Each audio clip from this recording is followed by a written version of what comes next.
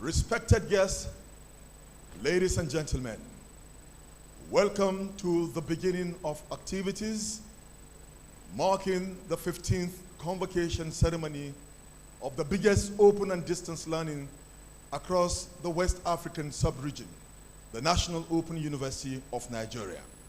As we begin on this two-day academic business running through tomorrow, first and foremost, welcome to the Convocation lecture. And of course, in that regard, I would like to very expressly and respectfully bring before your notice some of the important guests and dignitaries joining us this morning for this all-important 15th Convocation ceremony.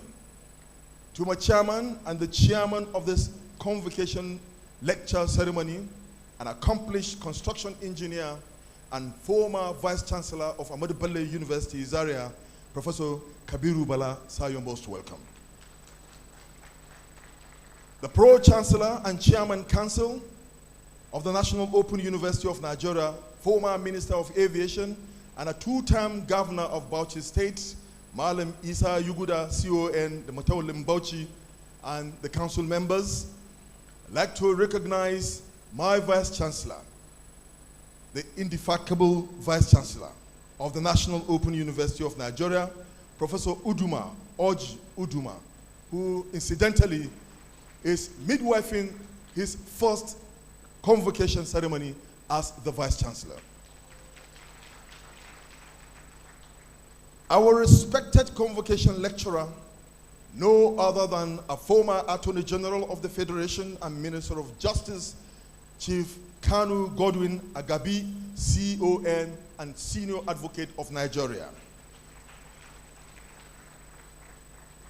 Principal officers of the universities here seated, the Deputy Vice Chancellor Academic, the Deputy Vice Chancellor Administration, the Deputy Vice Chancellor Technology, Innovation and Research, the Bursar of the university, and the Librarian of the university. Respectfully, the Registrar of the university is also here.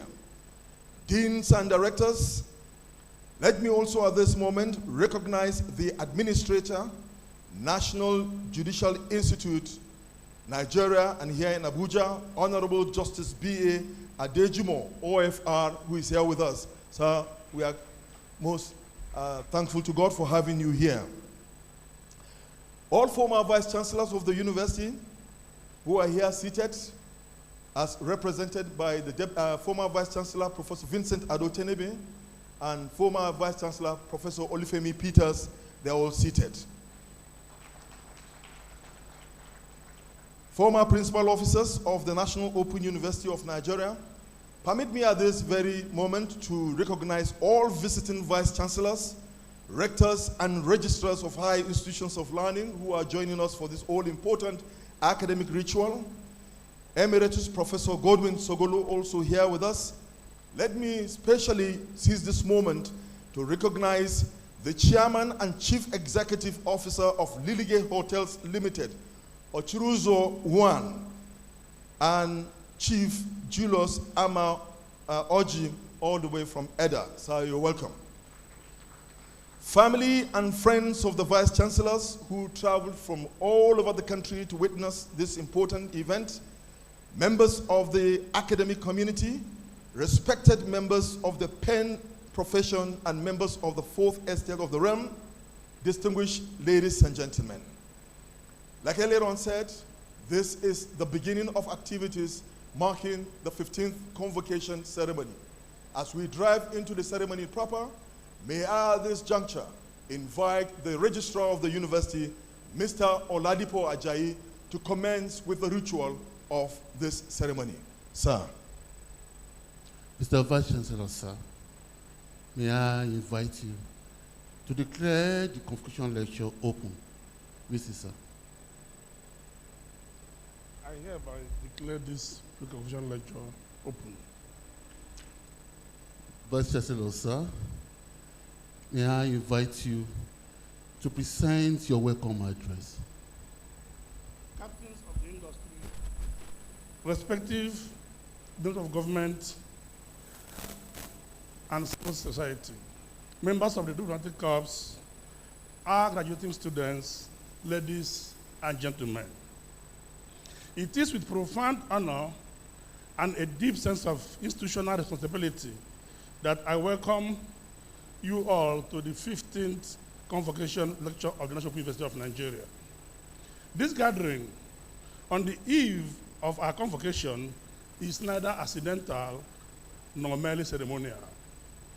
It is a deliberate intellectual tradition rooted in the ancient ethos of the university as the marketplace of ideas, where society pauses to reflect on questions that define its moral and developmental trajectory. As the classical world reminds us through Socrates, the unexamined life is not worth living. This enduring injunction is not merely a philosophical statement, it is a civilizational imperative. For a society that refuses to examine itself gradually loses the capacity to correct itself. And in losing that capacity, risks drifting into moral and institutional decay. Pre-convocation lecture, therefore, is a university's institutionalized movement of collective self-examination. Its significance is anchored not only in contemporary relevance, but in the long and noble history of academic culture. From the venerable force of the University of Bergen to the enduring traditions of the University of Oxford, the pre-convocation lecture has served as a final moment of intellectual reckoning before the formal conferment of degrees. It is the moment where knowledge confronts responsibility, where learning is summoned to account, where the university speaks not only to its graduates, but to the conscience of the nation. In medieval scholastic culture, the graduate was subjected not merely to examination, but to public intellectual scrutiny, a reminder that knowledge must justify itself before society, and that learning without accountability is an incomplete enterprise. In this sense, today's lecture is not ornamental. It is epistemic accountability. As Aristotle would insist, the end of knowledge is action. Knowledge that does not translate into action, an action that is not guided by ethical reflection, both fall short of the true purpose of education. Thus, this moment is deeply transitional from cognition to obligation, from understanding to responsibility, from intellectual formation to moral enlightenment. As African proverbs capture this movement, with remarkable clarity. Wisdom is like a Bible tree. No one individual can embrace it. We gather, therefore, not as isolated knowers, but as a community seeking shared moral clarity, recognizing that the burden of national renewal cannot be borne by individuals alone, but must be carried collectively.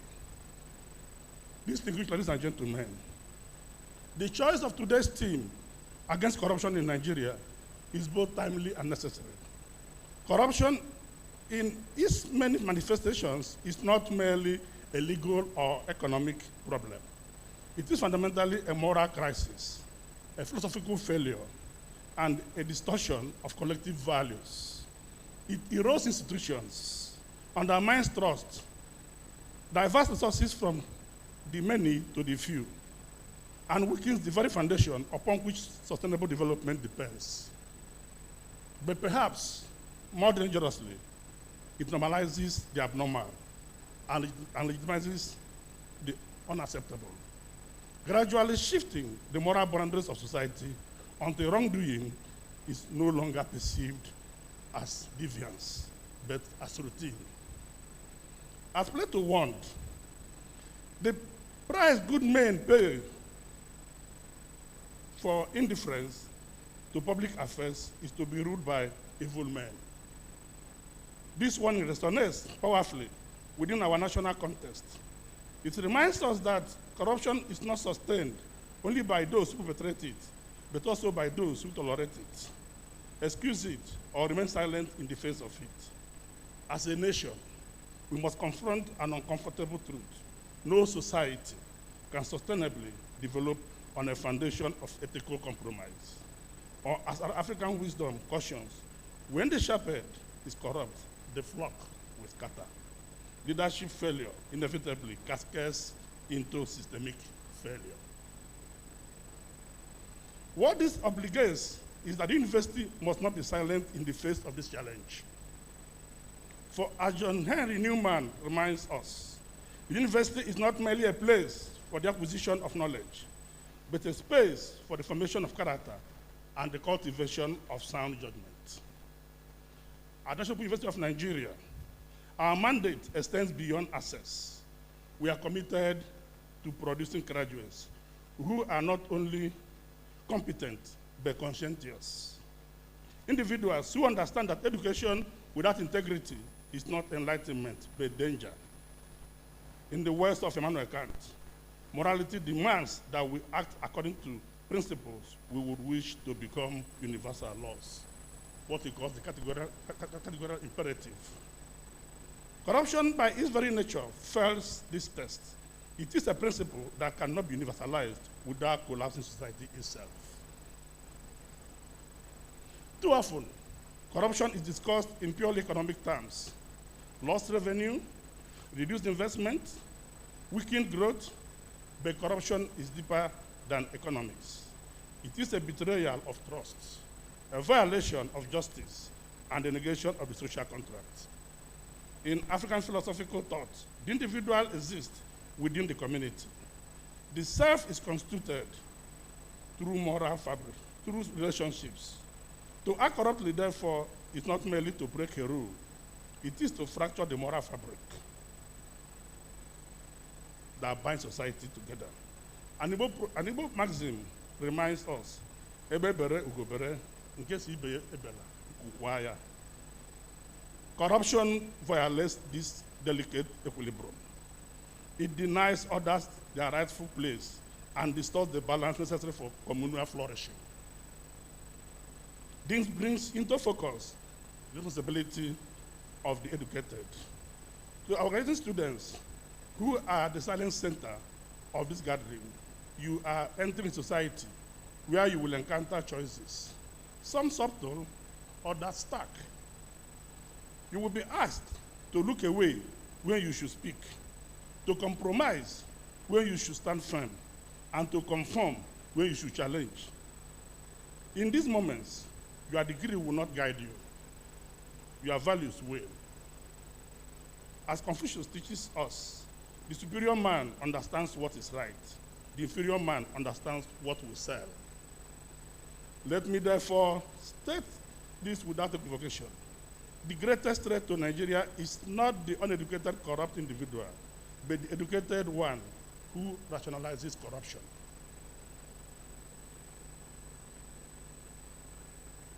Distinguished guests, the fight against corruption cannot be outsourced. It must be institutional, cultural, and personal. Government must strengthen systems. Institutions must enforce standards. Citizens must embody integrity. And universities must lead by example through transparency, accountability, and ethical scholarship.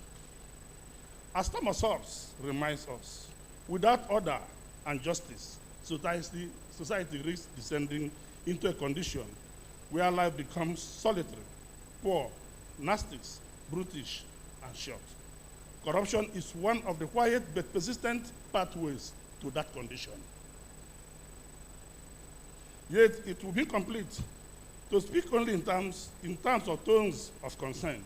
Nigeria is not without hope. Across sectors, we witness encouraging signs. Young professionals rejecting entrenched patterns, institutions embracing reforms, and citizens demanding accountability with increasing urgency. These are not isolated developments. They are indicators of shifting moral consciousness. An African proverb reassures us, no matter how long the river flows, it will one day reach the sea. The arc of moral renewal, though slow, bends towards accountability. At this juncture, let me specially recognize and appreciate our distinguished guest lecturer, Chief Senator Kanu Agabi SAN, CON, former Attorney General of the Federation of Justice, an eminent jurist, statesman, and one of the finest legal minds of our time, whose presence here honors this university and greatly enriches this discourse. Sir, we are confident that your lecture will not only illuminate the subject of corruption with the depth and clarity for which you are renowned, but will challenge us to think more deeply, to question more rigorously, and to act more decisively in the collective pursuit of national integrity and renewal. We look forward to your insights with great anticipation. Permit me also to situate the National University of Nigeria within this national conversation. Now occupies a unique position as the foremost open and distance learning institution, not only in Nigeria, but in the whole sub-African region, sub-Saharan Africa. We democratize access to education. We reach the unreached. We create opportunities where none existed. But beyond access, we must also be custodians of values. For if education expands opportunity without strengthening character, it risks multiplying the very purpose or the problems it seeks to solve. As African wisdom cautions, the ruin of a nation begins in the homes of its people, and by extension, in the institutions that shape these people. Ladies and gentlemen, as we proceed to the lecture proper, let us approach this theme not as passive observers, but as active participants in the moral destiny of our nation. Let us listen, not only with our ears, but with our conscience. Let us reflect, not only on what is wrong, but on what must change.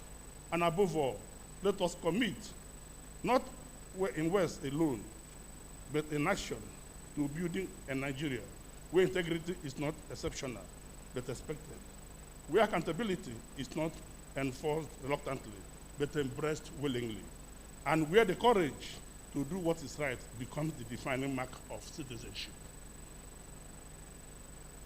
Permit me to conclude with an enduring synthesis, one that draws together the wisdom of both classical philosophy and African thoughts. As Socrates calls us to examine our lives, and as African tradition reminds us that a person is a person through other persons, we are compelled to recognize a fundamental truth. Ethical failure is never private.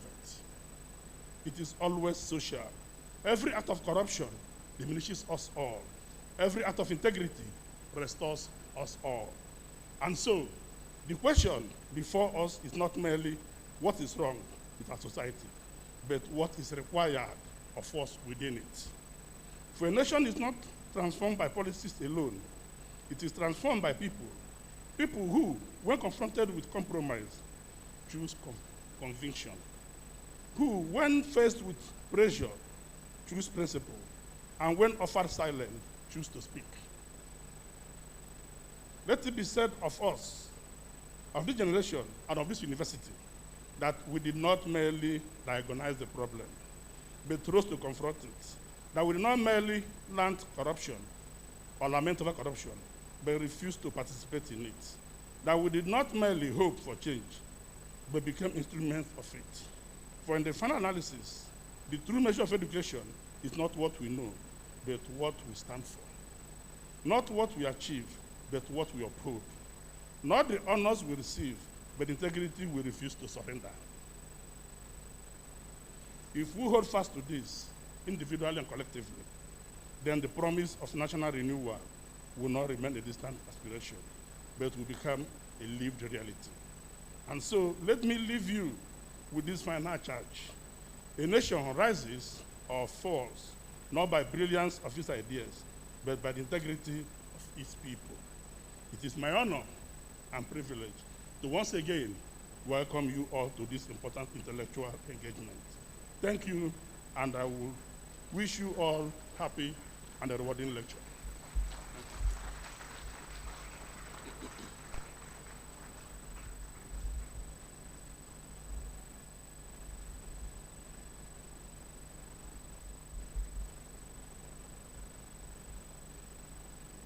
I have the pleasure to invite to the podium the University Orator, who also doubled as the Deputy Vice Chancellor, Technology, Innovation and Research, Professor Christy Ofulwe, to come and read the citation of the conclusion lecturer. Prof, the reading of the citation of the lecturer.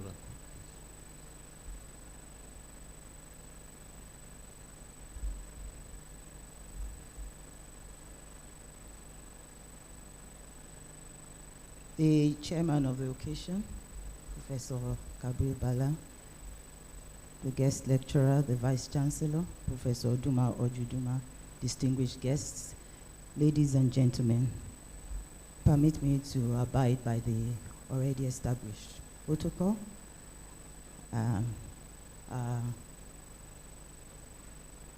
May I ask the guest convocation lecturer to please rise, sir.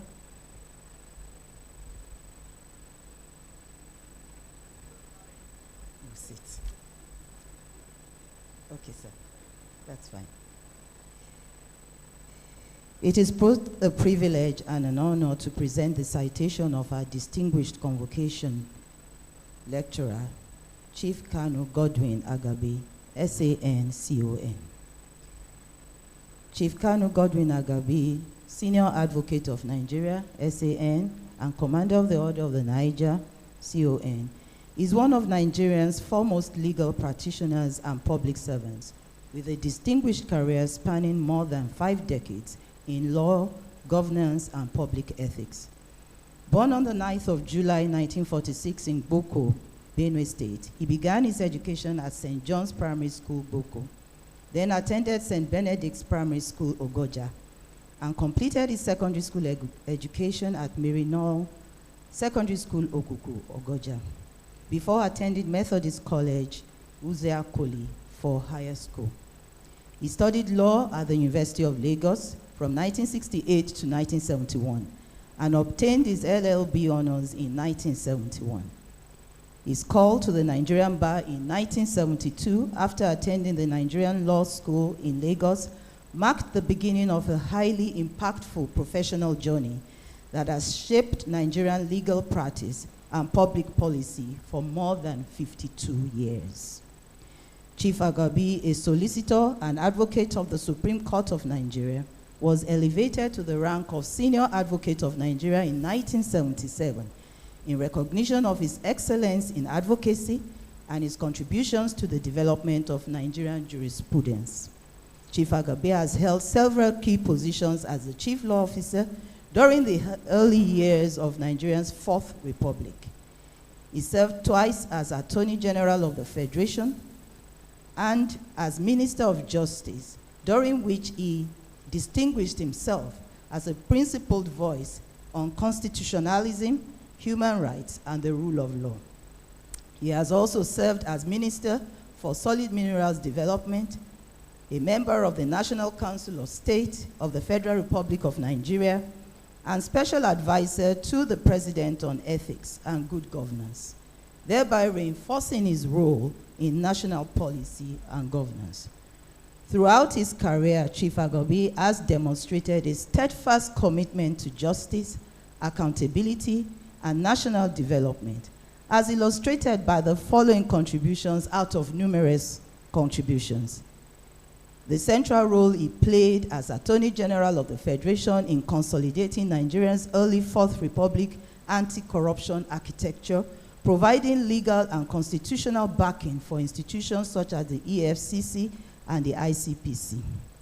His strong commitment to the principle that no individual or institution is above the law led him to consistently defend the supremacy of the Constitution in the investigation and prosecution of corruption and economic crimes.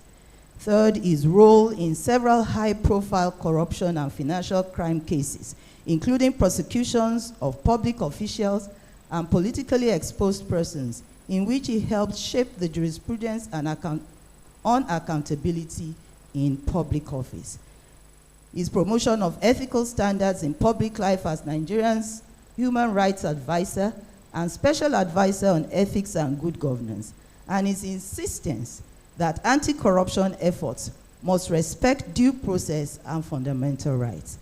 Last but not the least, his contributions to improving the legal environment in which abuse of power, impunity, and misuse of public resources are increasingly subjected to judicial scrutiny through his work in constitutional and electoral litigation. After an outstanding tenure in the Federal Executive, Chief Agabi has served as Senator of the Federal Republic of Nigeria, President of the Afro-Asian Legal Consultative Organization, Federal Delegate to the National Political Reform Conference, and as a member of key national bodies including the Federal Judicial Service Commission, the FCT Judicial Service Committee, and the Constitution Drafting Committee, among many others. He has also chaired and served on several strategic boards and committees, including the National Lottery Regulatory Commission of Nigeria and the Cross River State Vision 2010 Committee. In the realm of private legal practice, Chief Agabi is the principal partner at Kanu Agabi and Associates here in Abuja, a leading law firm renowned for its work in constitutional, criminal, administrative, and commercial law, electoral law and practice, public and international law, and general litigation. Over the years, Chief Agabi has served as prosecutor at the Failed Banks and Financial Malpractices Tribunal in the Eastern Zone, as chairman of the Nigerian Bar Association Calabar branch, and as a member of the High Court Rules Committee in Cross River State, while generously giving back to the profession by nurturing younger lawyers and courageously defending the rights of the less privileged, often on a pro bono basis. Chief Agabi's leadership and service extend to the broader civic and professional spheres, notably through his devoted service to his alma mater as a member of the Board of Governors of Merinol Secondary School, Okuku. He is currently a member of the Board of Directors of the Institute of Human Virology, Nigeria, and serves as chairman of the Board of Trustees of the Johnny Ajim SAN Foundation, as well as chief promoter and chairman of the Credit Committee of the Board of Lawyers, Microfinance Bank Limited. These are platforms through which he continues to invest in public health, in the legal profession, and the wider society. In recognition of his outstanding contributions to the nation, Chief Agabi is a recipient of the national honor of Commander of the Order of the Niger, CON. He has also received other honors, including Certificate of Honor from the Calabar Chamber of Commerce and Industry, an award for human works from the University of Calabar Alumni Association, and the Dr. Kwame Nkrumah Africa Leadership Award.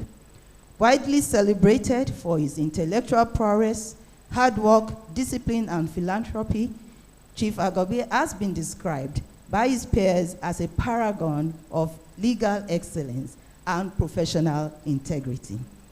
Chief Senator Kanu Agabi SAN is happily married with children and currently enjoys his retirement, although not tired, pursuing interests that complement his lifelong dedication to rigorous thought, strategic engagement, and public service. Distinguished guests, ladies and gentlemen, Chief Agabi brings a vast wealth of experience in law, ethics, governance, and public accountability to today's lecture. Therefore, please join me in welcoming Chief Kanu Agabi SAN CON as he delivers the 15th Convocation lecture of the National Open University of Nigeria entitled Nigeria Against Corruption. Thank you.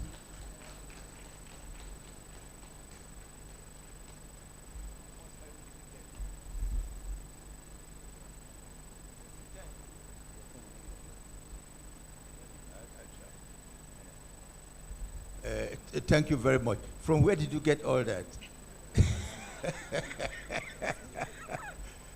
Thank you very much, please. Thank you. Thank you. Kindly give the orator a hand. How she can...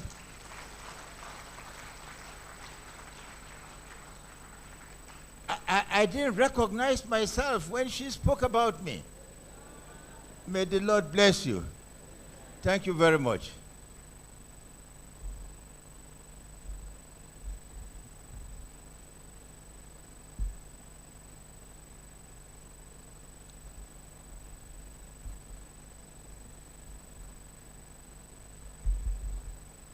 The chairman of the occasion, the vice chancellor,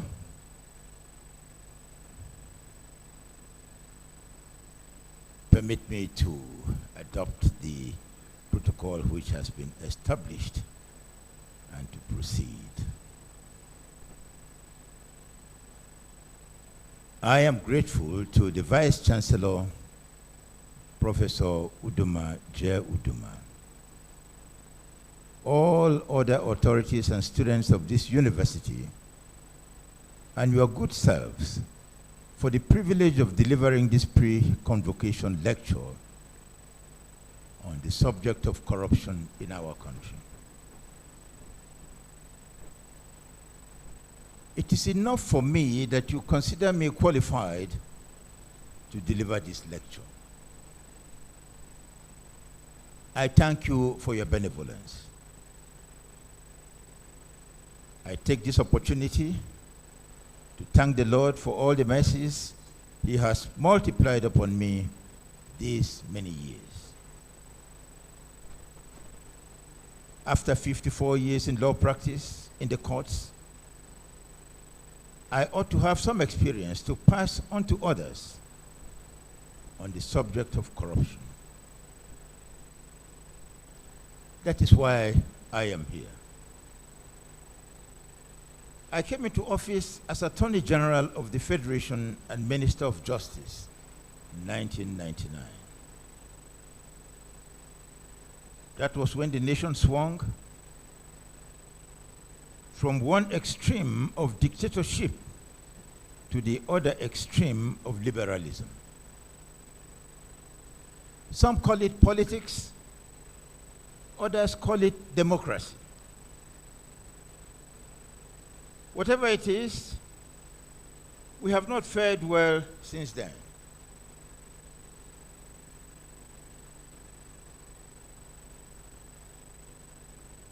One of the legends associated with the building of the Tower of Babel is this. At its highest peak, it took 1 year to carry bricks from the bottom of the tower to the top. When those bricks fell, the builders mourned. But when the builders fell and died, no one cared. In those days in Babylon, bricks were worth more than life. That is how it is in our country today. Wealth is worth more than life. Power is worth more than life. It doesn't matter how you acquire power. It does not matter how you acquire wealth. At one time, we were rated the second most corrupt nation in the world. That level of corruption has since gone up.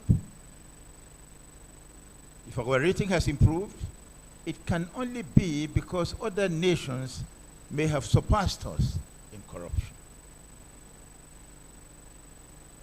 For over 30 years, we were under military rule. Prior to that, for more than 100 years, we were a colony of Great Britain.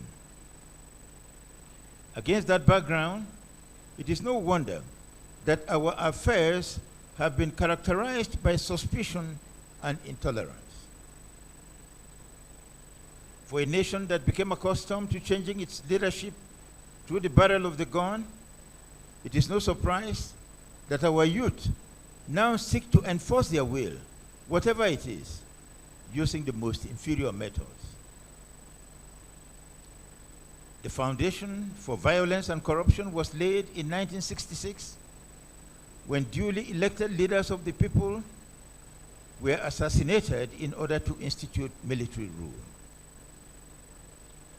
Once that government was allowed to take root, it became an example to be followed by subsequent governments. Incidentally, under Section 6, subsection 6C of the Constitution, we are stopped from inquiring into that portion of our history covered by military rule. Ancient Rome observed a similar tradition. Senators, in the course of debate, were not allowed to comment on whatever in the past had brought shame upon Rome.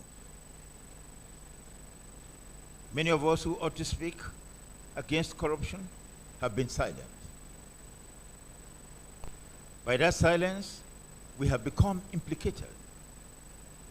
When told by the prophet Isaiah that Israel was going into captivity, King Hezekiah replied that the word of the Lord was good.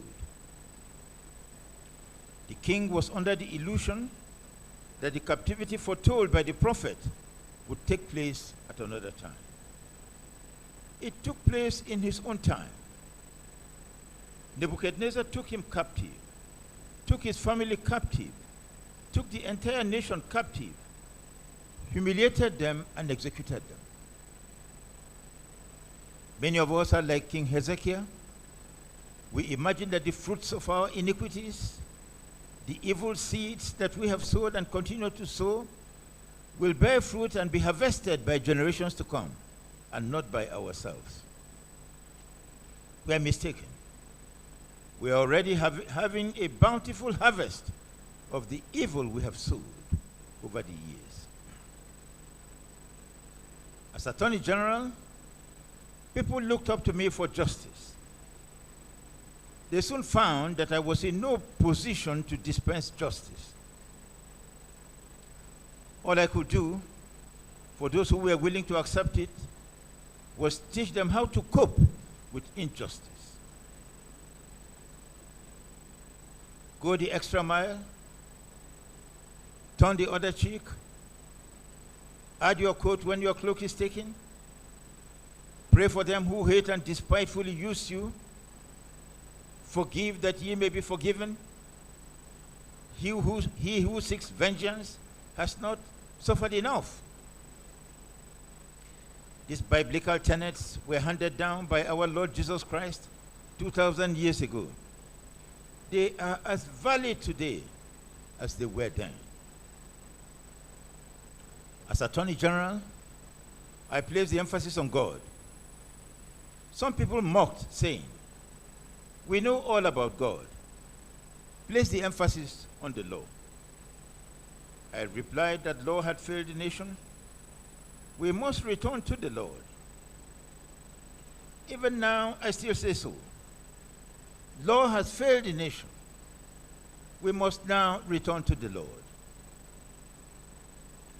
The rich man who died and went to hell has finally been permitted to come back and preach the gospel to his people. My work is in the house of mourning. I can tell you how it is in that house. Therefore, take my warning against corruption. On a subject such as this, the danger is not that there will be a shortage of the things to say. The danger is that I may not find the courage to say all that there is to be said. In this age of flattery and patronage, it is indeed difficult and may prove unwise to speak all the truth that there is to be spoken. Fortunately, the things I ought to say are things you know already. Who does not know that we should seek first the kingdom of God and its righteousness, and all these other things shall be added unto us? Who does not know that we persist in seeking all these other things first, under the illusion that we can then purchase the kingdom of God with the proceeds of our iniquities? Who does not know that whereas we ought not to try to separate economics, politics, and morality, that is precisely what we never stop doing?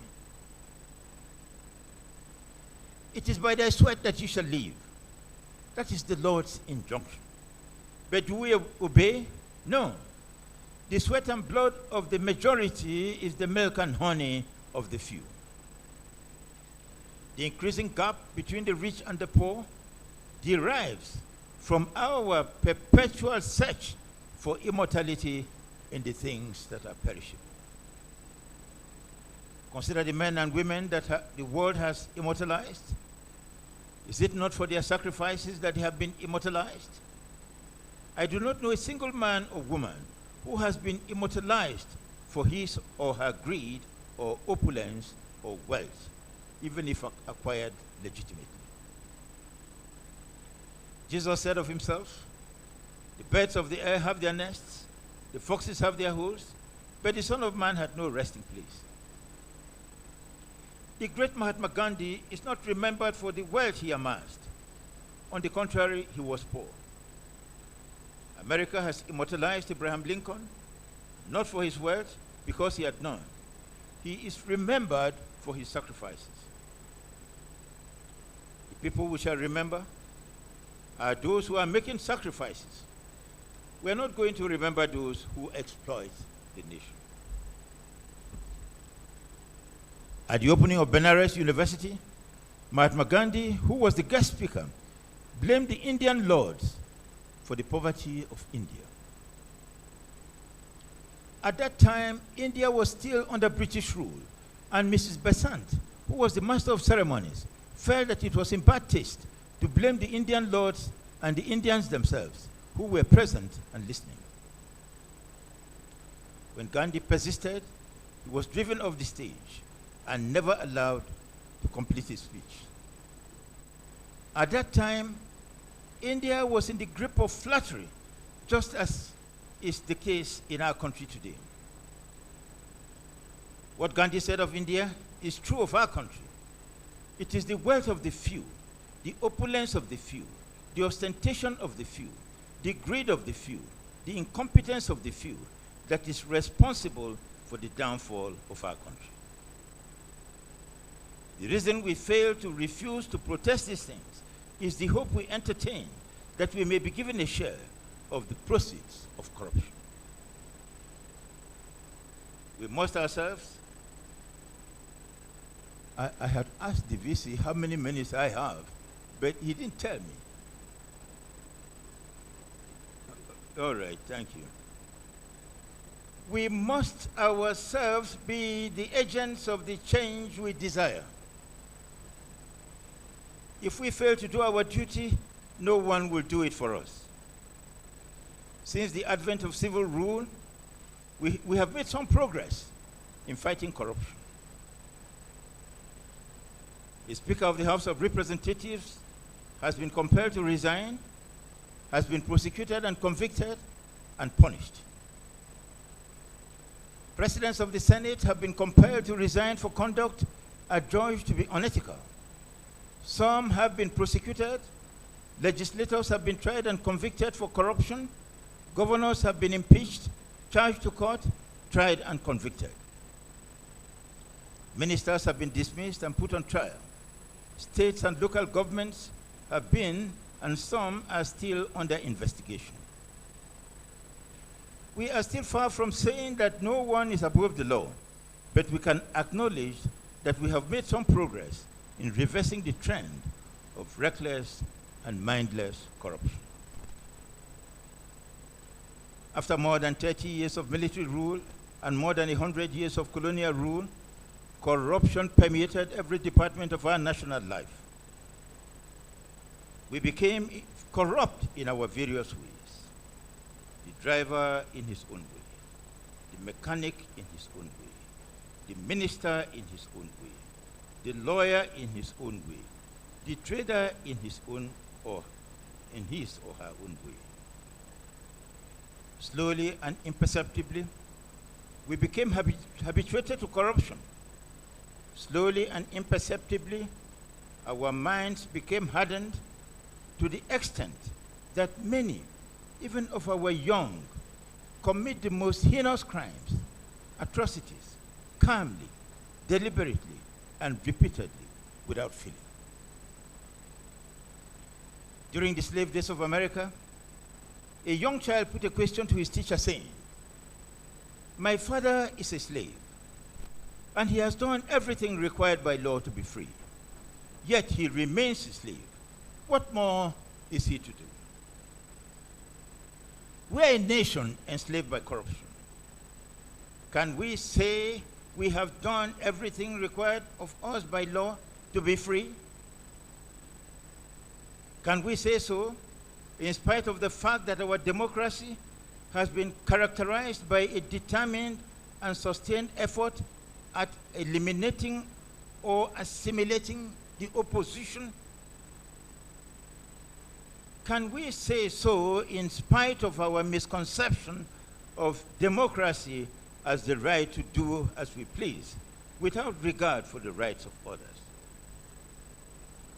Is it not the case that we proceed on the false assumption that politics without force or without fraud cannot yield results? Is it not the case that we aim at being strong in numbers without being strong in spirit and in truth? The notion has taken root that in politics, good and bad are equal. We fight falsehood with falsehood. Why then are we surprised that it is falsehood that is prevailing? If we replace vice with vice, as we're doing, it is vice that will prevail in the end. Can we say we have done all that is required of us to rid ourselves of corruption when we are not offering our children the right education? Education, as presently conceived and offered, has aided and facilitated the entrenchment of a complex of superiority in our children. It has made them proud and distant from the community. We proceed on the premise that we have everything to learn from the Western world and nothing to offer in return. We will be well on our way to solving the problem of corruption when our universities begin to teach our children not just the use of their minds, but also the use of their hands. We must be practical. The studies we offer ought to be of utility to the nation. We must modify our curricula to meet our conditions. Our institutions of learning must be innovative. They must be relevant. The education we offer to our children should not render them unfit for the practical duties of life, as it is doing. Please, am I right? Thank you. Education should not make its recipients proud or distant from the community, as is presently the case. As long as it is so, we shall have problems of corruption. Edward Blyden, the great black spokesman, expressed these views more than a century ago, but no one heeded him.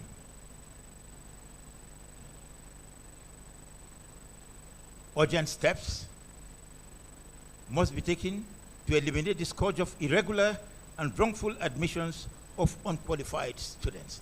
That is going on all the time.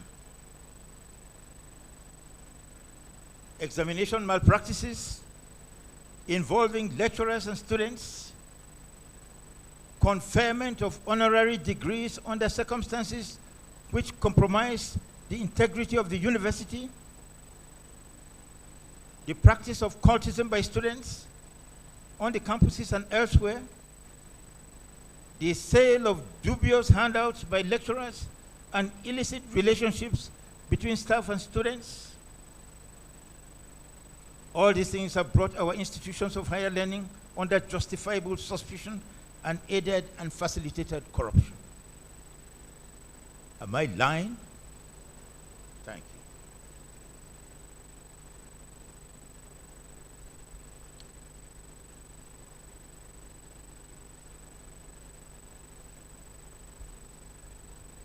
To proceed further,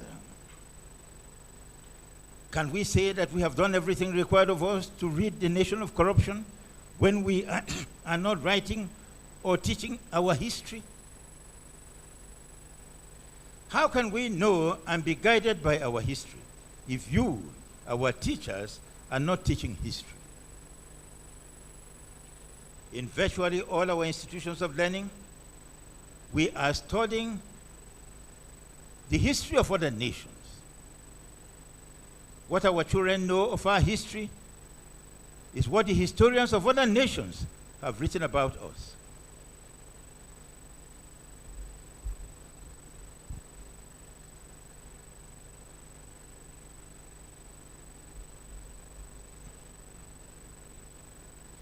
It is said of the Cilicians that they never took the trouble to write their own history. They lived in the remote mountains and had little or no contact with the rest of the world. The Romans, who were their enemies, wrote the history of the Cilicians and described them as barbarians. The Cilicians have gone down in history as barbarians. That is what has happened to us. We are called barbarians. We are described as uncivilized. We are called primitive. We are branded corrupt. We consider it an honor to be called the descendants of Abraham, Isaac, and Jacob, while branding our own ancestors as barbarians. That is true. Is it not? It is true. We refuse to reckon with the fact that our ancestors did not have armies as we have now.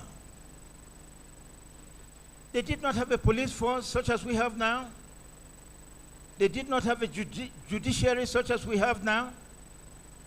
But they had more peace and more security than we can even dream of. They prayed and the Lord heard them. They did not suffer the kind of inferiority complex that we suffer from now.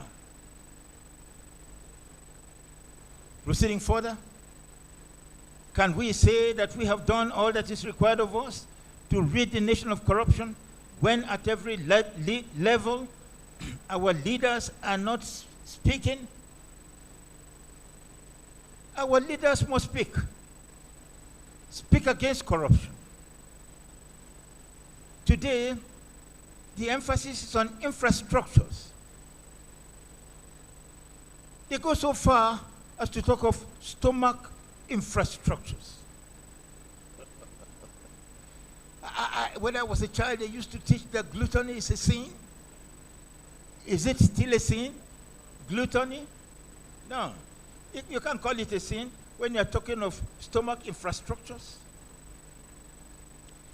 As important as infrastructures are, the word of the leader is far more important. It was a time like this that our Lord Jesus Christ had in mind when he warned that bread alone would not suffice. Today we are defiant. We say that bread alone will suffice. It does not matter how we acquire it. Will you give your children snakes when they ask for fish? Will you give them stones when they ask for bread? Some of us are defiant. We say we can and proceed to do so. When we feed ourselves and our children with the rotten bread of corruption, why do we pretend surprise at the level of corruption and violence in our country? However, and I'd like parents to listen very carefully to this. However, the real difficulty does not lie in giving our children fish when they ask for fish. It does not lie in giving them bread when they ask for bread. It lies in teaching them self-denial by withholding bread from them, even when we have it. It lies in withholding fish from them, even when we have fish. It is in abstinence that we shall find strength. Leaders are remembered for their words. Why is Moses remembered? Moses is not remembered for the infrastructures he erected, because he erected none. He is remembered for the words he spoke. In the course of their sojourn in the wilderness, he warned the leaders of the Jews that on no account should they take the people back to the Egypt of their slavery, whether for love of more horses or more houses, or more wives. Our leaders will do well to remember that injunction. We were a colony of Britain. After that, we came under military rule. Under no circumstances must our leaders take us back to the Egypt of colonialism, or the Egypt of military rule, as they appear to be doing. Why does the world remember Mahatma Gandhi? It is for the words he spoke. In a world rife with violence, he put the emphasis on non-violent resistance. In a world given to materialism and falsehood, he placed the emphasis on truth. Why do we remember Martin Luther King? It is for the words he spoke. The examples are innumerable. Winston Churchill, Nelson Mandela, Booker T. Washington, Edward Blyden, Marcus Garvey, Malcolm X, Jesse Jackson, Louis Farrakhan, and many more. Our leaders must speak. Speak words of peace, words of love, words of unity, words of non-violence, words of truth. That is where the fight against corruption and violence starts.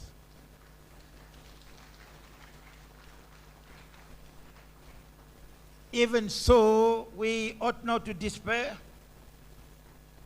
We cannot give up on the nation. Let us be like medical doctors who never give up on their patients, however hopeless or desperate the case may be. It is said of doctors that a part of them dies with the patient when the patient dies. With us lawyers, it is different. Once we come to the conclusion that a case is bad, we urge that it be dismissed. The case of Nigeria is not a hopeless one. We are not suffering from a terminal disease. We ought not to urge that our case be dismissed. We have hope. On the whole, we are good people, hardworking, intelligent, resilient, patient, God-fearing. That's how Nigerians are. We're good people. If God was prepared to save Sodom and Gomorrah for 10 people, the Lord will save Nigeria. We have more than 10 good people. I share the optimism of the psalmist who foretold in biblical times that princes shall come out of Egypt and Ethiopia shall raise her hands to the Lord. Princes shall come out of our country and Nigeria shall raise her hands to the Lord. The lion and the lamb shall lie down together. Now, a moment ago I said we're good people, and indeed we are. So how did this come about? That a good people became branded as the second most corrupt nation in the world. How did it come about?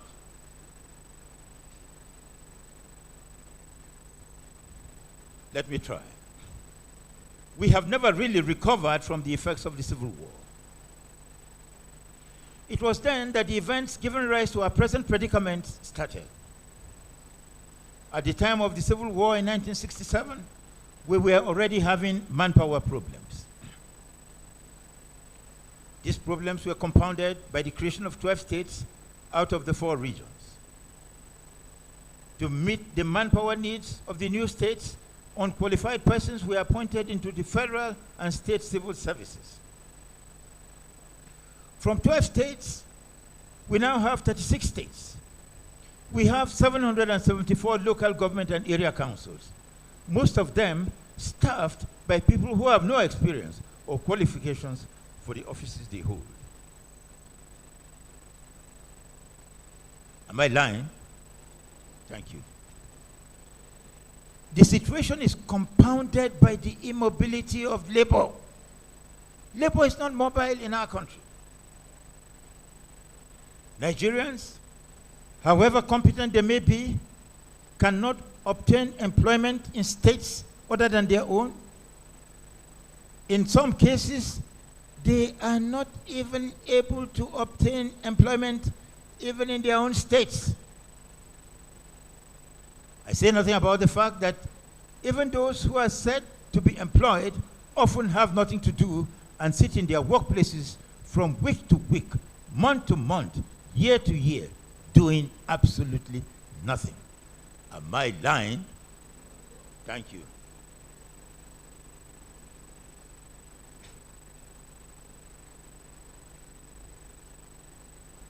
That's how our problem arose. We must unite. I think I should begin to rush now. Shouldn't I? All right. We must unite. The nation must unite. That is the essence of the presidential system of government. The presidential system is actually a dictatorship under the Constitution. A system in which all power, all executive power, is vested in one man so that he can use all that power to bind the nation together. In a nation that has adopted the presidential system of government, unity is no longer optional. That system of government is adopted by nations that have atomistic tendencies towards division. So that power must be exercised to unite the nation. The nation is better as it is, from east to west, from north to south, Christians and Muslims together. So the president must bind the nation together. Are we not better off as we are? Please tell me, are we not? We are. Please, we must unite. Some people have proceeded on the assumption that one day the nation shall disintegrate and the various tribes shall go their separate ways. It ought not to be so. Our hope instead is that more African nations shall join us, as happened in America and is happening in Europe and Asia. The entire world is uniting. Boundaries are breaking down. First, trade boundaries, and later, social boundaries. There shall be one man, one world, one woman without boundaries. Our loyalties ought not to be sectional as they have been. Our loyalties ought to be national.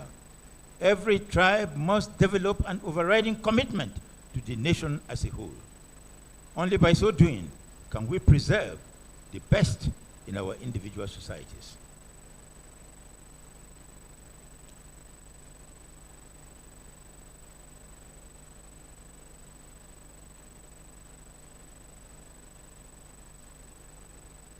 As far as I'm concerned, the most remarkable story in the Bible is the story of the creation by the Almighty God of one man, one woman, one world without boundaries. And he gave dominion to that one man, that one woman. Our dominion is universal. That one man is yourself. That one woman is yourself. And the dominion that you have is universal. And you ought not to limit yourself by saying, look, I'm an Igbo man, or I'm a Yoruba, or I'm a Hausa. No. The dominion you have is universal. And that is the dominion that you must exercise. We limit ourselves when we say, I come from Bekwara, something like that. I'm sure many of you have never even heard that word before. But that's where I come from. And I have the privilege of coming to stand here before you. Why? Because I belong to this great nation. Let's not lose sight of that fact. I said a moment ago that the world is uniting. The world is uniting. Globalization is a reality. It is globalization that the scriptures had in mind when they said, the lion and the lamb shall lie down together. Those communities that are not taking any trouble to make progress will be assimilated. There's no doubt about that. So, there are others who despise the nation as an artificial creation. You hear them saying that. Nigeria is an artificial creation. It was put together by the British in order for administrative reasons. Why not? Do you know a single nation that is not artificial? All nations are artificial. So don't go on stigmatizing your own country as artificial. Great Britain is artificial. America is artificial. There is no nation. Study the history of nations. A moment ago, my dear teachers, I urge you to teach history. Teach history. Many of us don't know history. And we make the mistakes we make because we don't know history. All nations are artificial. So don't go on stigmatizing your own country as artificial.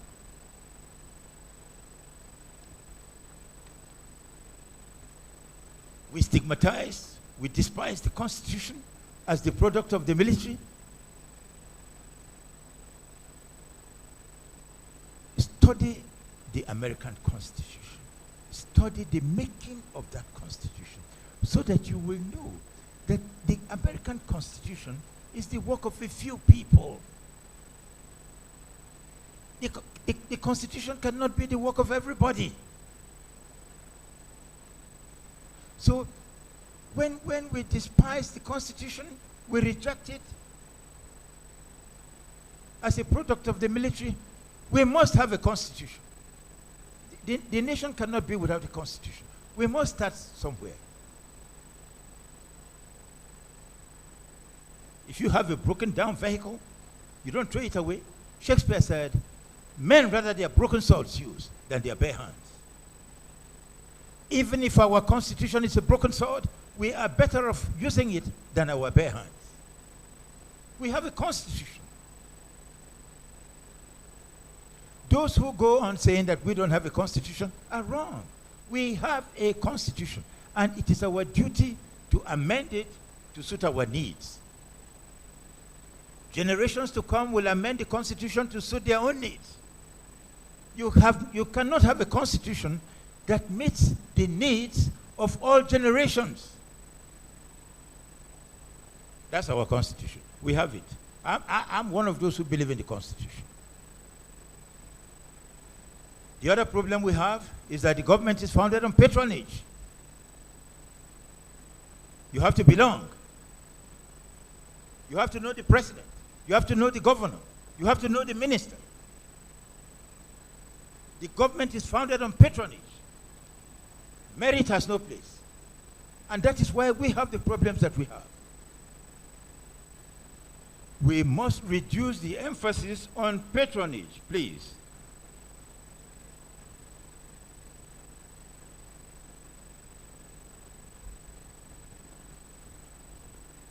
I don't think that in the history of this country, anybody has written more letters of appeal to people for assistance. Because people want to be patronized. They don't want to compete. Give me a letter. Give me a letter. Give me a letter. And I say to myself that, look, if I refuse to give these letters, in just a few months, my heart be turned to stone. So I write the letters. But why? Because we're running a system based on patronage.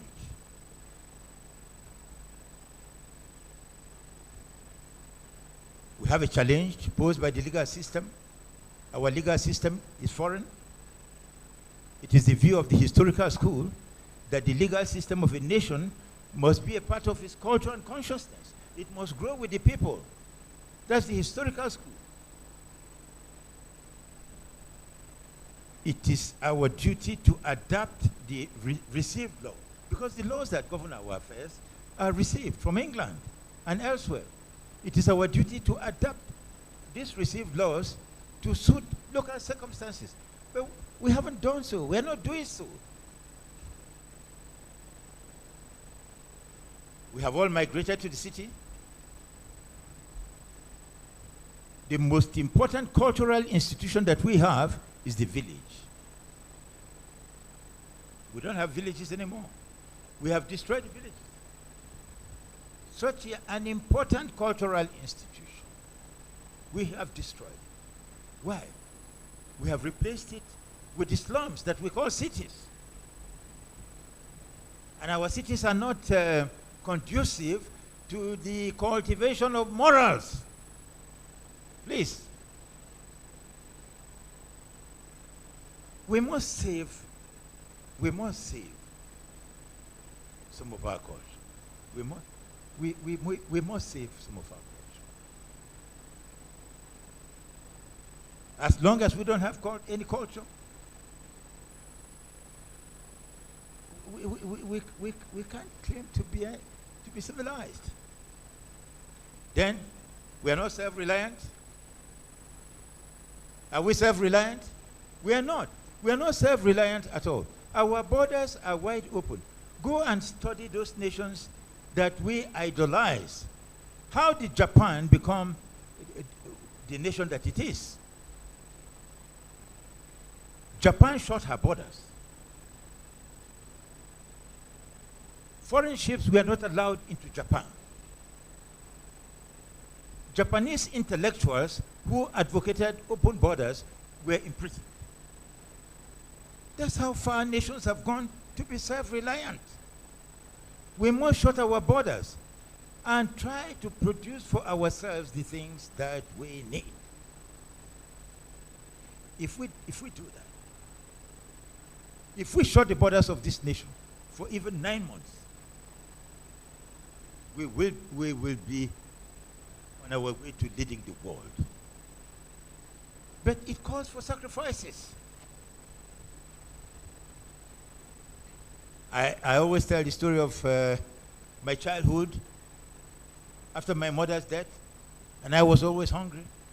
And when I complained to my father said, "When you are hungry, bear it." Do you understand? He said, "Yes." And I thank him for it. May his soul rest in peace. I really, really admire my father for that.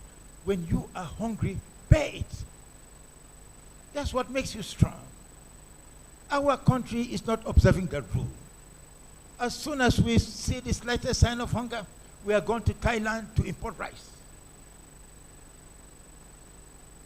We must shut the borders. It will lead to some inconvenience. You remember the Salt March in the days of Gandhi? When Gandhi was advising India to be self-reliant? Please, if the government does not take steps to shut the borders so that Nigerians produce for themselves, by themselves, the things they need, we are going absolutely nowhere.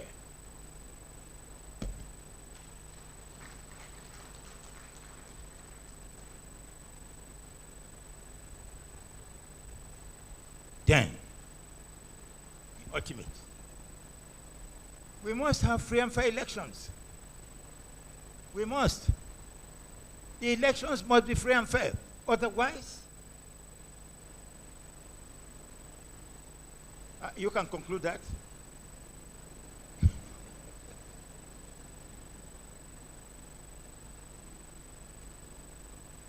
We have good laws, but we must enforce them. The laws are not self-enforcing. However good they are, the laws don't enforce themselves. They need good people to enforce them. We must enforce the laws. And we must produce the good people who will or should enforce the laws. All these institutions, like the police, the EFCC, the ICPC, the judiciary. These are all small institutions. They are founded on the premise that crime will be limited. If crime is unlimited, the EFCC cannot cope. The ICPC cannot cope. The police cannot cope. Crime, we must discipline ourselves. Nigerians must discipline themselves. They can't cope. The difficulty they're having right now is because we are not controlling ourselves.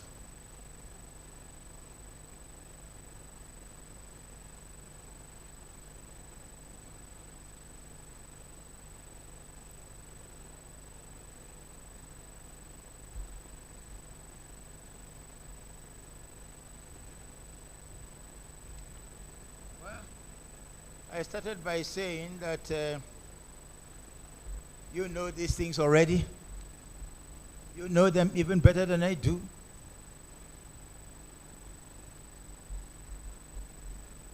So, I have hope in this country. I have faith in it. Other nations have gone through worse experiences than we are going through. And it's true. In 1999, after more than 30 years of civil rule or military rule, we survived.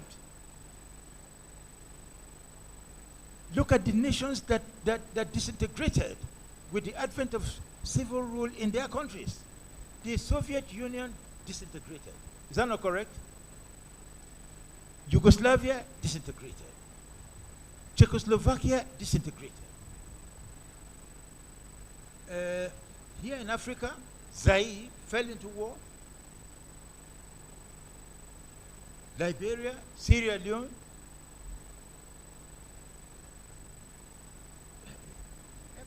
Every single nation emerging from a dictatorship disintegrated except Nigeria.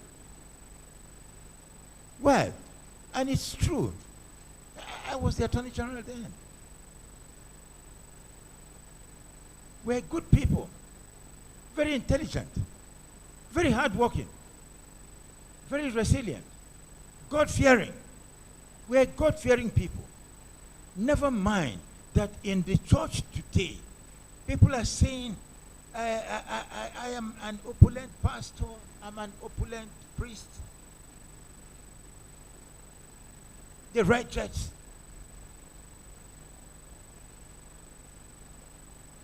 Problems are coming from the church. The church must correct itself and not go on preaching a prosperity gospel. When the father of that gospel said, the birds of the air have their nests, the foxes have their holes, but the Son of Man had no resting place. That's what Jesus said. St. Paul said, I have been all things to all men, that by all means I might win a few. The church of Christ, the mosques, the imams in our country must hold themselves ready to preach a gospel of sacrifice. The fact that the nation is as corrupt as it is a judgment on the church. I want to thank you finally for letting me come here. May God bless you.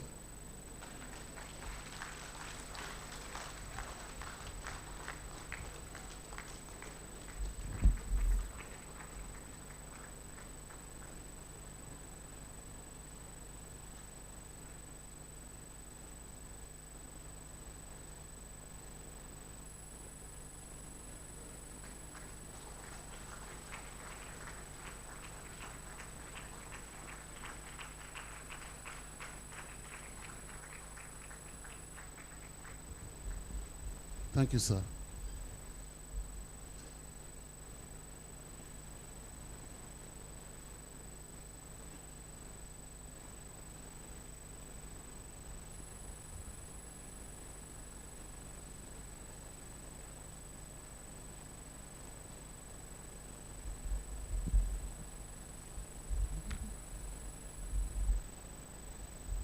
That was a powerful lecture. We are very grateful, sir. Thank you so much, sir.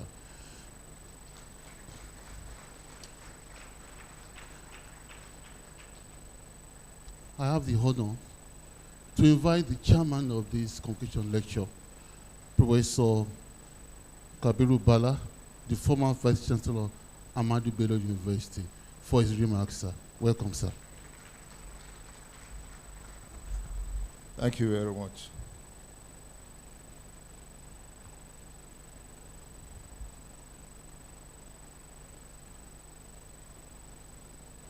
The Pro-Chancellor and Chairman of Council, His Excellency Mala Isaiguda, the Vice Chancellor, Professor Uduma Oji Uduma, the Convocation Lecturer, former Attorney General Minister of Justice, former many things as mentioned in his citation.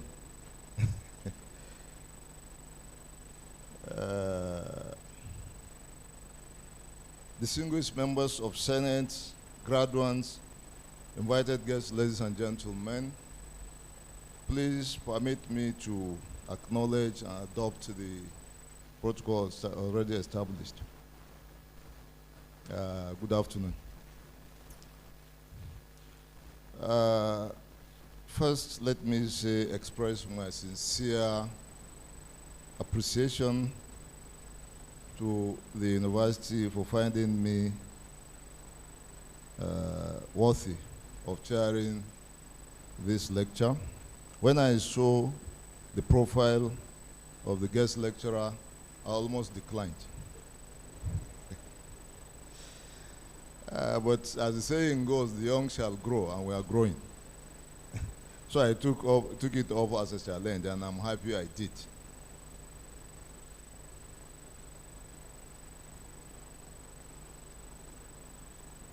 I think you will agree with me, ladies and gentlemen, Nigeria against corruption, that the lecturer is more than eminently qualified, senior advocate, former Minister of Justice, former Minister of Solid Minerals, and so on and so forth. And so I will just try to say a few things, not in any way commenting or making a rejoinder, because I think I'm not qualified to do that. First, I think corruption is a subject that is so germane in this country. And I'm happy that the lecturer took it from the lowest to the highest level, the breadth and the depth also. Actually, in the end, I may recommend that NOUN takes up this lecture, breaks it down, and maybe engage in national discourse in many sections of this. It's a very pregnant lecture, as you can all see. Now, since we are in the university, I think let me start from the university corruption in the university system. All that was mentioned in the lecture happened in the university system, and we need to look inwards. However, there are a few things like admission. I think that is a thing of the past because of some certain actions taken by JAM. There is a portal. If you are not qualified, it will not accept you as a candidate at all. I think, am I right? There's a portal in JAM now. They call it, again? CAPS. Once you are not qualified for a course, the O level and then the other qualifications, it will not accept you as being admitted into that particular program. You could, however, change to another one. Cultism, yes, I think many universities are doing a lot to reduce it to the barest minimum. Immorality, illicit relationships between lecturers and students happens, but let me also quickly mention that a lot of the time we may think that the lecturers are the aggressors It's not always the case. And this we have established cases, disciplinary cases, that sometimes the students, either male or female, may be the aggressors. I have a personal experience. You know, say the way ladies dress to the classrooms or in the university altogether. I had a student who was, and we have a dress code. This university has a dress code. And in ABU, for instance, we also have ethical code for both students and staff. Of course, we have talked about enforcement in the paper. Sometimes it can be overwhelming in a great university, even like this one, where I have 70,000 students. A residential university like ABU, for instance, 70, 80,000. Enforcement may not be very efficient, but the laws are there. So it's left for us that corruption examination also. I was discussing with my good friend, Professor Mafiana, just before we came here. In open and distance learning, my wife is enrolled in the ABU distance learning program. And a few weeks ago, she told me that there was an advert for a website or a link where you could contract someone to write your tests, your exams, your whatever. I think this is a great challenge. Even at the University of London that started distance learning education 170 years ago, the last meeting, maybe I think last year, this issue was raised. They are also beginning to experience this problem. So it's something that must be looked into. And as far as we continue to do this, as far as students awarded qualifications do not earn, that's the beginning of corruption, as the lecture told us. Now the lecturer also went ahead to discuss many aspects from the beginning, and the lecturers, I'll quote just a few of them. I was highly, interested in.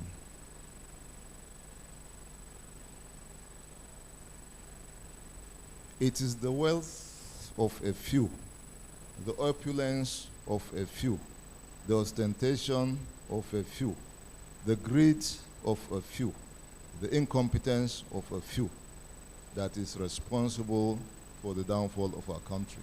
True or false? Very few. So what is the majority doing? That's the other question. Now this is a university.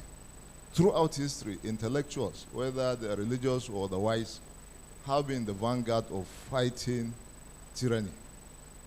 What have we been doing as intellectuals, whether it's NOUN, whether it's ABU, IFE, and so on and so forth? In the past, we did quite well. Let's Dr. Bala Usman and his colleagues in ABU at IFE did a lot, and Lagos, if I remember rightly. And some of them went to jail for fighting for the rights of others and speaking, as the lecturer said, just speak up. But there is dead silence from the ivory towers these days. I belong there, but this is what we are doing. No discourse. If it was the ABU, for instance, of yesteryears, NOUN is a young university. Professor Nia is here. Today, by 4 a.m., the assembly hall will have been packed full for debates on some of these aspects. What are we doing for the opulence of a few who are incompetent? Now, these people we should speak to, our leaders. The lecturer has spoken about that. We elected House of Reps members. We elected senators. What is happening?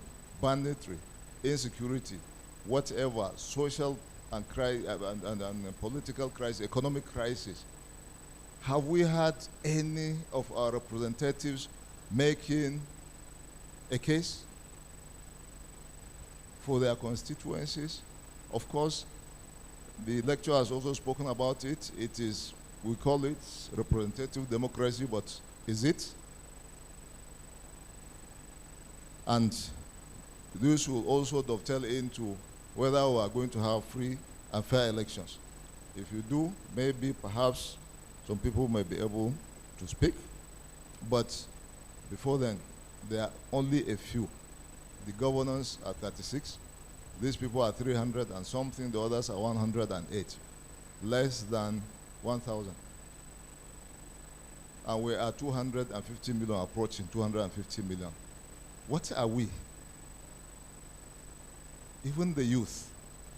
I know in yesteryears, in ABU, even the students' union government would have gone into debate. In the next 2 hours, there would have been debate in ABU. Students' union government. But then, what kind of education are you giving them? The lecture again. The students now want to emulate the president. So the student union president has special assistants. He has vice president.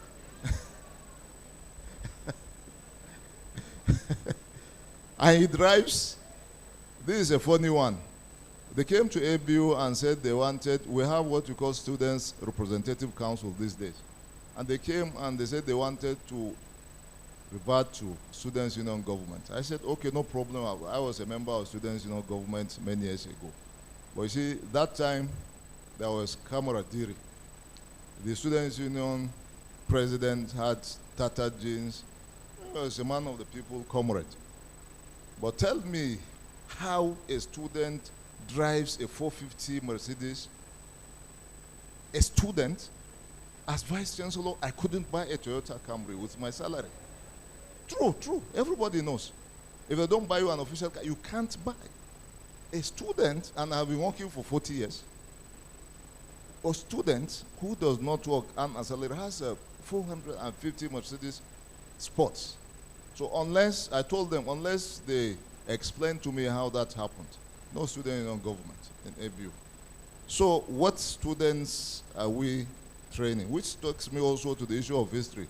So I think they call it historiosity or something. There are research groups now that are, doing this, writing our own history. And I know they started in ABU many years ago. I think IFE also, there is a group, and it's spreading. I've seen a few books they have written, which is quite commendable and encouraging also. So they're writing our own history. They're disregarding what we have inherited from our colonial masters, doing history research and writing in our own. For instance, somebody tells you that Mungo Park discovered the River Niger. People have been living there for thousands of years, fishing. But we read, well, in history they taught us in primary school was Mungo Park discovered the River Niger. It's an insult to all of us. They said Christopher Columbus went to discover US. The people had been using for centuries living in the US. They said Christopher Columbus went to discover they call it New World or something. Indians had been there for thousands of, only God knows how long. So I'm just trying to refresh our memories because there is so much take away from this lecture. And our leaders must speak. They must speak words of peace, words of love, words of unity, words of non-violence, words of truth. And that is where the fight against corruption and violence starts. And I think this is extremely important. Hardly do you hear any leader, political, religious, traditional, speak in this kind of manner. Everybody wants to take a side. Everybody wants to be politically correct. Everybody wants to be patronized. The lecture has it there. So you don't want to say what the local government chairman or the senator or the governor or whoever will hear so that they don't patronize you.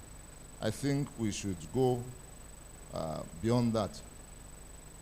For the issue of qualifications, employing unqualified people, if we query the O-level requirements or qualifications of presidents and senators and governors, where will we stop on this issue of qualification? And now it's getting worse. I heard that you have to pay about 3 million, 4 million, even to up to 5 million to be employed. Now, an applicant who graduated from university, who is a potential worker. Where does he get 3 million to buy employment? And then how long will it take him if there was any way he could loan that amount of money? How long and how would he pay that kind of loan?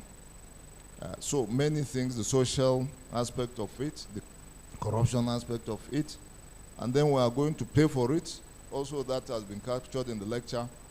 We are reaping what we have sown, and we are beginning to reap. And I think if we don't do anything about it collectively, we are going to pay even more dearly in the future, because we are producing more youth. They are becoming more educated. They have access to unlimited access to information. And that is why in some countries, I will agree with you, sir, we are very peaceful people. We are godly people. Otherwise, smaller countries, through social media, have changed governments. And this disintegration of countries has not happened in Nigeria, I think, for the same reason. We are probably the most intelligent set of people in this world. Even yesterday, I saw a brief. California, Stanford University is an Ivy League university. A Nigerian is among the top 2% researchers in the world.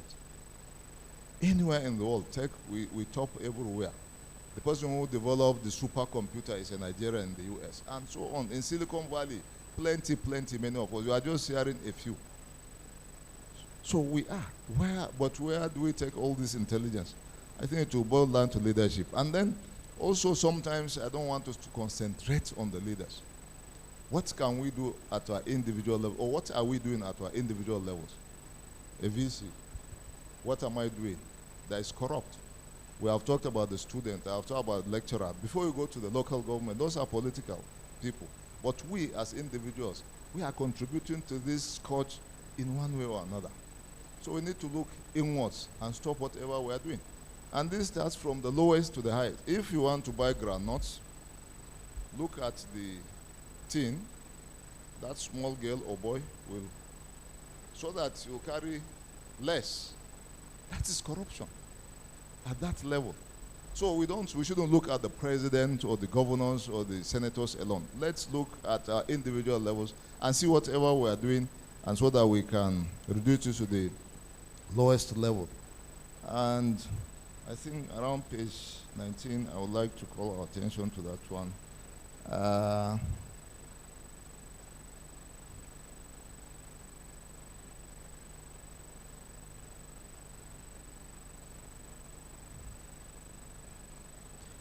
We must modify our curriculum. I'm coming back because this is a university.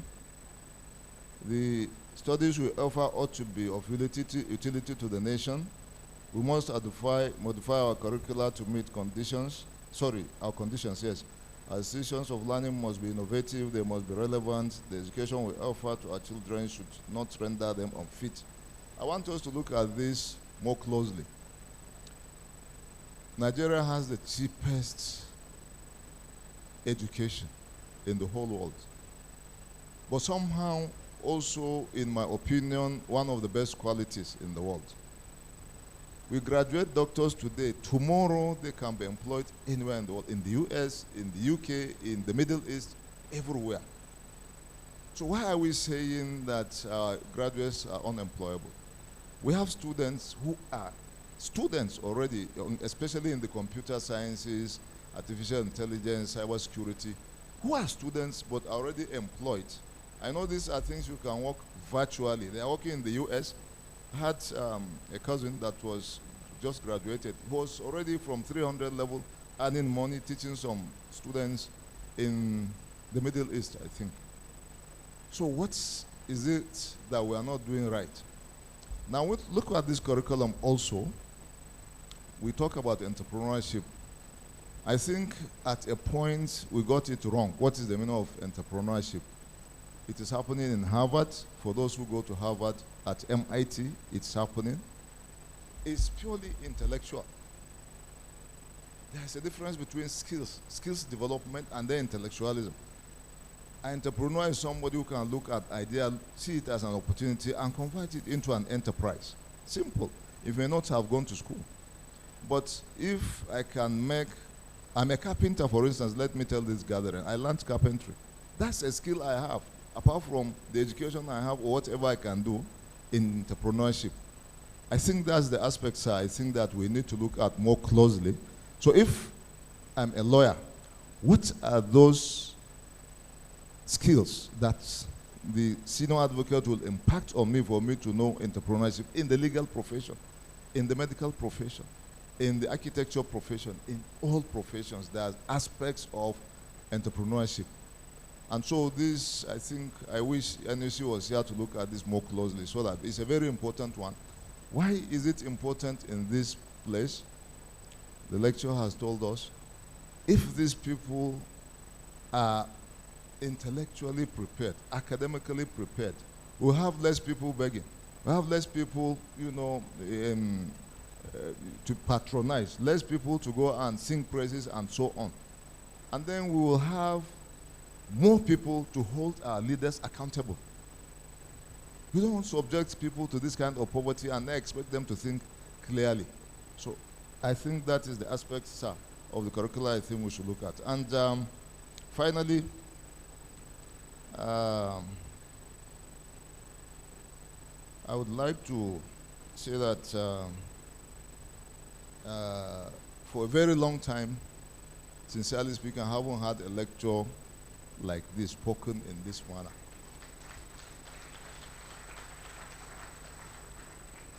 I have learned so much, and I'm happy we still have senior citizens, elders that think this way. I just don't know, sir, how you can galvanize this into action. We have former His Excellency the Pro-Chancellor, his former governor, former minister. You are here. I don't know how we can galvanize these ideas. This lecture, like I said, is pregnant. And it, touches on most aspects of corruption in this country. And actually, some of the solutions have been provided in this same lecture. What we can do, perhaps, if we have, sir, you haven't mentioned one, the formation of unity, establishment of a National Integration Commission. I think this is a very important recommendation, because you begin to hear something. Sometimes I almost cry when I hear Nigeria is a contraption. The worst contraption, if you want to call it contraption, is the United States. As we speak today, California wants to go away. Texas wants to leave any day. But they have managed to keep this going, because perhaps these are the richest states, Texas and California. If California was a country independent, it would have been the 6th biggest economy in the world, California itself. So why are we talking? It's like you said, sir, it's because we don't know history. Europe, if you take Britain itself, it was conquered and reconquered and conquered many, many times in history by France, by Belgium, by these people. These people in the north, what do you call them? In Scandinavia, yes, what do you call them? The Vikings. They have been conquered many, many times. France has been conquered many, many times. So there's been violence. These people, if you look at even the people, the king, the royalty, the husband of the late queen was from Sweden. It's not Britain. He was from Sweden. He was Swede. You see people who are educated, professors, senior advocates who know the Constitution. When they speak about this, you regret, you wonder whether people went to any 4 classrooms in actually any school. So any country you see is a contraption. It was mapped out by somebody. And then, but they have managed their differences and charted a course to be great. China, as you see, has one of the highest numbers of, what do you call them, ethnicities. But China is one now. You go to Rwanda, perhaps that's what we should learn. There is no Tutsi, there is no Hutu now. If you say they will arrest you, you are a Rwandan. Maybe we should have something like that. No Fulani, no Yoruba, no Igbo, nothing. You are a Nigerian. Maybe we should start from there. If you say this, let them arrest you. Simple. So, and we have had all these things. Empires ruled by a Christian that survived. Empires ruled by Muslims that survived. What happened? Have we learned anything? So once more, sir, personally, I thank you for this lecture. Secondly, on behalf of this convocation, I thank you most sincerely. But I think the VC, Chairman Council, sir, I think we should do much more about this lecture than just this convocation. Thank you very much, distinguished ladies and gentlemen. Thanks. Great thanks to our chairman, sir. We are very grateful, sir.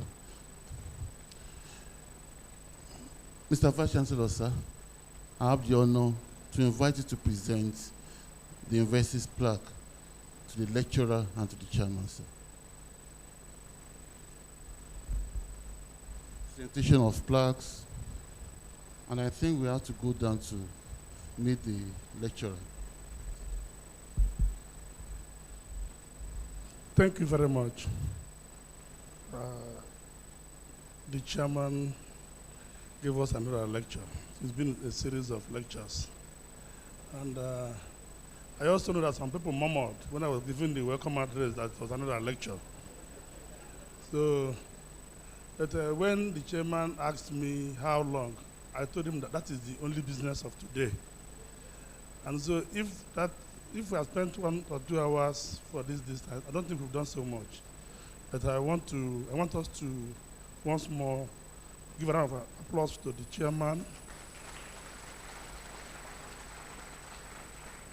That's for the chairman, then for the guest lecturer.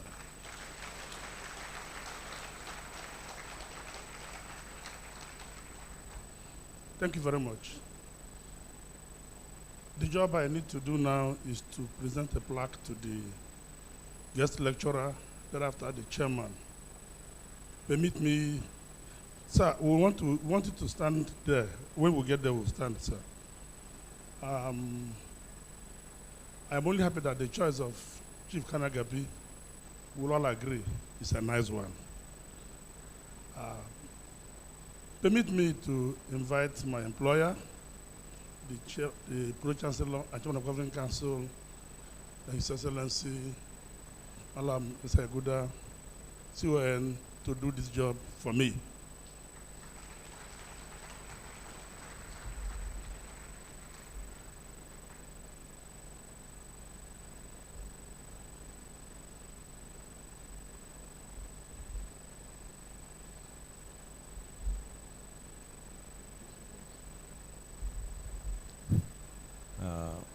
My big brother and senior brother, the guest lecturer for today, and my former colleague in the cabinet, who are ministers. It is my privilege today to stand before you and present this plaque for having given us a very, very educative and illuminative lecture that will form a small committee as advised by the chairman of the occasion to look at the document and see how we can decouple it and make it useful for Nigeria. So we thank you, sir. I've always known you for eloquence. I so present on behalf of the university. Thank you.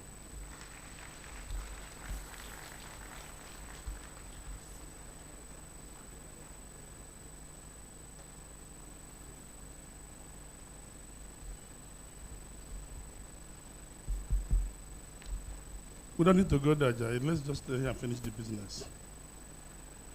In the same spirit, I would also want to invite my immediate predecessor, Professor Olufemi Peters, to present the plaque to his also former Vice Chancellor of ABU. Because the chairman said that he's a former minister like our guest lecturer. So it's only befitting that the former Vice Chancellor will also present the former Vice Chancellor. Thank you very much. Okay, and maybe you colleague.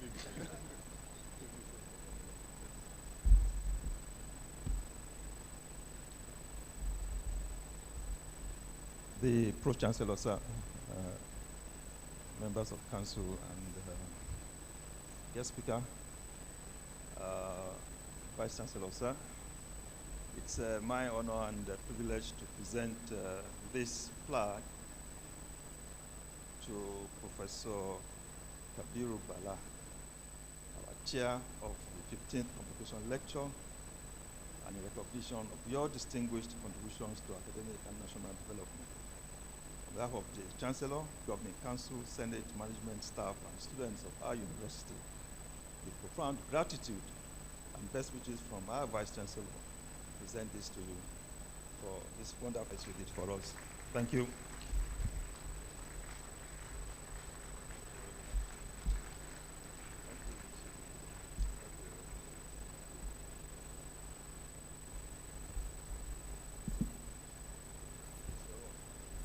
What is mine?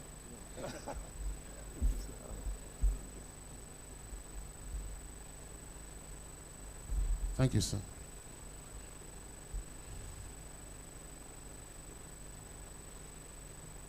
Before the formal closing of the ceremony, I want to invite the Master of Ceremony for some announcement, please, to make some announcement, please. Thank you very much, Registrar. Well, respected guests, ladies and gentlemen, very shortly, that will be around 7 o'clock later this evening, there will be a convocation dinner in honor of the convocation lecturer, and that will take place at the Abuja Continental Hotel. Now, because it is a very special dinner for us, we are inviting very few and selected people to join us at that Abuja Continental Hotel. Now, the chairman of this convocation lecture is equally invited to join us there. All former vice chancellors, members of the council, visiting professors, registrars, and rectors of institutions who are invited, deans and directors, head of departments, to all join us there. We want to restrict it to this selected few and friends of the Vice Chancellor who traveled from all places to witness this 15th Convocation lecture. Thank you for now, and the Registrar will conclude the business. Before I invite the Registrar, we want to thank especially, and we want you too to help us clap for this, our distinguished interpreter here, who has been doing a marvelous job. Mr. Joseph Chair, want to thank you very much for the job we've done so far. Thank you, and Mr. Registrar, sir.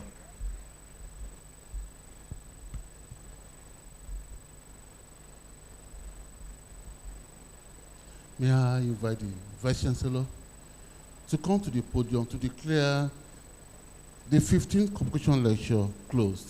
Vice Chancellor, sir.